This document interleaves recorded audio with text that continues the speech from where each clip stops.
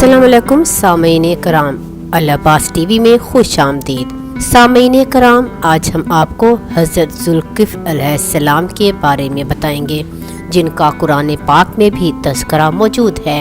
लेकिन इस बारे में मज़ीद बताने से पहले आप हमारे चैनल अल अब्बास टीवी को सब्सक्राइब कर दें और बेल आइकन को प्रेस कर दें, ताकि इस तरह की मज़ीद इस्लामिक वीडियोस देखने को मिलती रहे। अल्लाह ताला ने हज़रत अय्यूब अलैहिस्सलाम के वाक़ये के बाद सूरत अल अंबिया में फरमाया, और हमने इस्माइल और इदरीस और ज़ुल्किफ़्ल को मबऊस किया, और वो सब सब्र करने वालों में से थे, और हमने इनको अपनी रहमत में दाखिल किया, यकीनन वो सब नेकों में से थे। और सूरत सौद में अय्यूब अलैहिस्सलाम के वाक़ये के बाद अल्लाह ताला ने फरमाया, और हमारे बंदों इब्राहीम और इसहाक और याकूब को याद करो, जो हाथों और आँखों वाले थे, और हमने इनको एक सिफ़त ख़ास आखिरत के घर की याद के लिए मुमताज़ किया था, और वो हमारे नज़दीक मुंतखब और नेक लोगों में से थे। और इस्माइल और यसी और ज़ुल्किफ़्ल को याद करो कि वो सब नेक लोगों में से थे। ये नसीहत है और परहेज़गारों के लिए उम्दा मकाम है। सामीन कराम, बड़े बड़े अम्बिया के तज़किरे के बाद ज़ुल्किफ़्ल का तज़किरा करके इनकी तारीफ़ व तौसीफ़ फरमाई है, जिससे ज़ाहिरी तौर पर यही मालूम होता है कि आप नबी थे और मशहूर भी इसी तरह है। लेकिन बाज़ लोगों का ख़याल है कि वो नेक और अदल इंसाफ करने वाला बादशाह था, और बाज़ के नज़दीक वो नबी नहीं थे बल्कि नेक और परहेज़गार आदमी थे। आप अलैहिस्सलाम ने अपनी कौम के मामलात निपटाने और इनके दरमियान अदल इंसाफ कायम करने की ज़िम्मेदारी उठाई, और ऐसा किया भी, जिससे आपका नाम ज़ुल्किफ़्ल यानी किफ़ायत करने वाला, ज़िम्मेदारी उठाने वाला पड़ गया।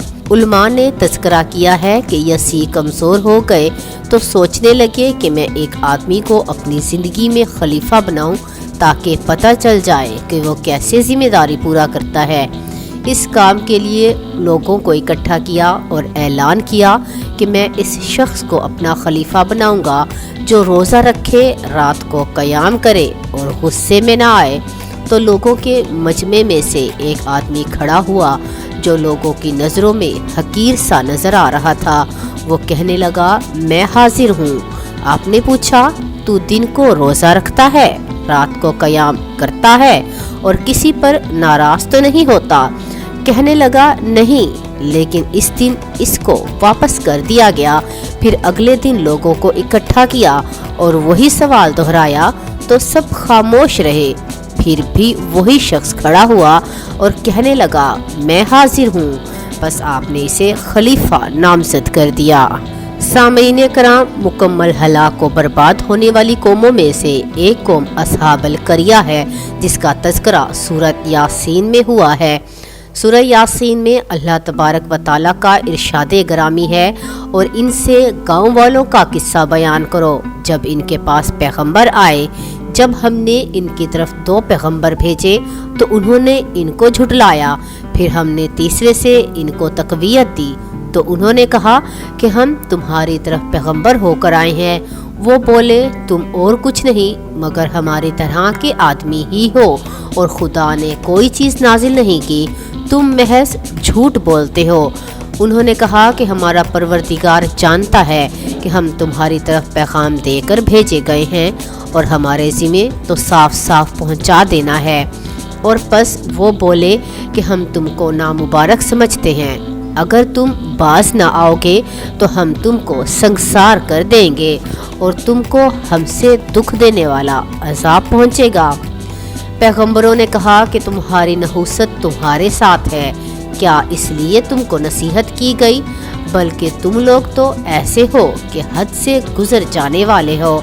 और शहर के परले किनारे से एक आदमी दौड़ता हुआ आया और कहने लगा, ऐ मेरी कौम, तुम पैगंबरों के पीछे चलो, ऐसों के जो तुमसे सिला नहीं मांगते और वो सीधे रास्ते पर हैं। और मुझे क्या है कि मैं इसकी प्रस्तिश ना करूं, जिसने मुझे पैदा किया, और इसी की तरफ लौट कर जाना है। क्यों मैं इसको छोड़कर औरों को माबूद बना लूं?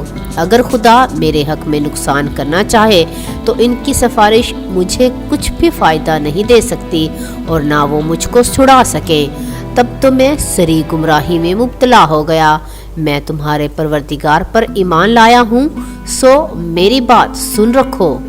حکم ہوا کہ بہشت میں داخل ہو جاؤ۔ وہ بولا کہ کاش میری قوم کو خبر ہو کہ خدا نے مجھے بخش دیا اور مجھے عزت والوں میں کیا، اور ہم نے اس کے بعد اس کی قوم پر کوئی لشکر نہیں اتارا اور نہ ہم اتارنے والے تھے۔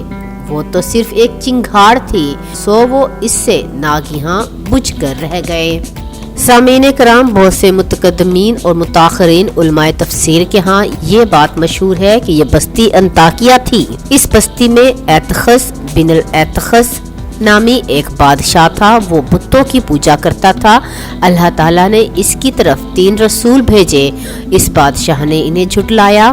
حضرت ابن عباس رضی اللہ تعالیٰ سے مروی ہے، وہ فرماتے ہیں کہ یاسین آذربائیجان میں ایک کنویں کا نام ہے جہاں انہوں نے اپنے نبی کو دفن کیا تھا۔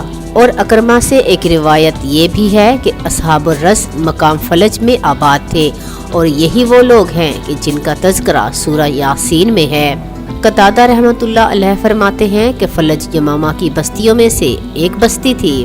اکرما کے مطابق اگر اصحاب الرس سے مراد ہی وہ لوگ ہیں جن کا واقعہ سورہ یاسین میں ذکر ہوا ہے تو وہ مکمل تباہ کر دیے گئے تھے۔ اصحاب الرس کا ایک کنواں تھا جو ان کے اور ان کی زمینوں کی سیرابی کے لیے کافی تھا۔ ان کا ایک بادشاہ تھا جو عدل و انصاف کرتا تھا اور اچھے کردار اور سیرت کا حامل تھا۔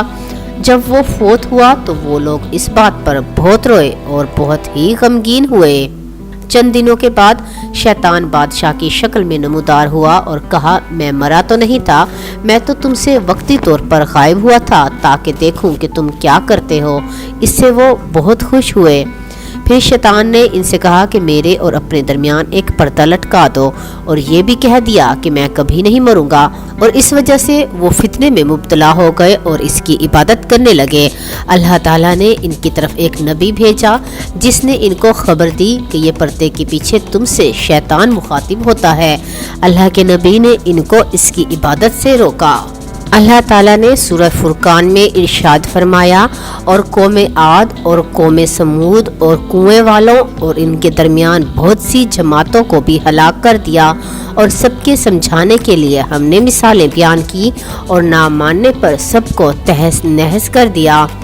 ان سے پہلے قوم نوح، اصحاب الرس، عاد، سمود، فرعون اور لوط کے بھائیوں اصحاب الایکا اور قوم تبع نے جھٹلا دیا، اور ان سب نے رسولوں کو جھٹلایا تو ان پر عذاب ثابت ہو گیا۔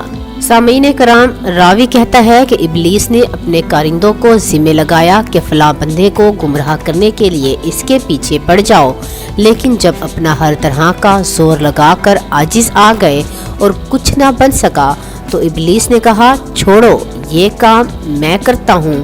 وہ اس کے پاس ایک بوڑھے فقیر کی صورت میں آیا جس وقت کے آپ دوپہر کو آرام کرنے کے لیے بستر پر آئے، اور وہ آرام صرف اسی وقت کرتے تھے۔ ابلیس نے دروازہ کھٹکھٹایا۔ آپ نے پوچھا، کون؟ ابلیس نے کہا کہ میں ایک بوڑھا مظلوم ہوں۔ آپ اٹھے اور دروازہ کھولا تو وہ بوڑھا اپنا واقعہ سنانے لگ گیا۔ وہ اس طرح کہ میرا اور میری قوم کا آپس میں جھگڑا ہوا ہے اور انہوں نے مجھے اس طرح کہا ہے، اور بات اتنی لمبی کر دی۔ وہ